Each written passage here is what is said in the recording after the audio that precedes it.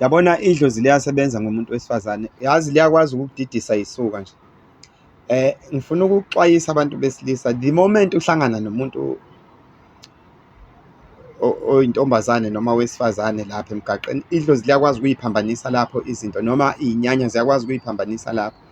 The moment uthi sawubona une-agenda yokuthi ufuna ukumshayela, ilapho oqala khona ukugubha igodi lakho, ilapho oqala khona ukwenza i-first deposit yokuthi uthengelwe iy'nkabi ushona.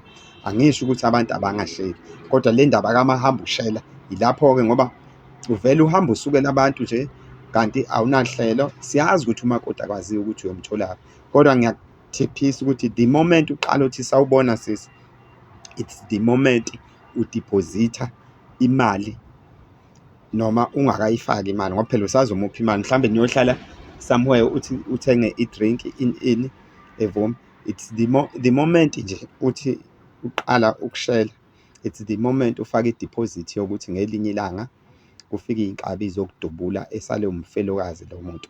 Angisabisi-ke abantu, angisho ukuthi abantu abangasheri, kodwa into engiyifunayo ukuthi ababhekisise.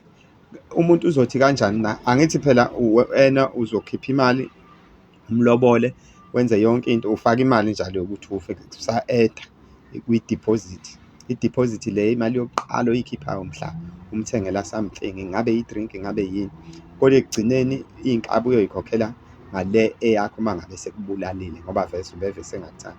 Abantu besilisa banebhadi-ke lokuthi bayakwazi ukubekezela ngisho ebona ukuthi umuntu akamthandi, kodwa ehlale nje ey'thulele.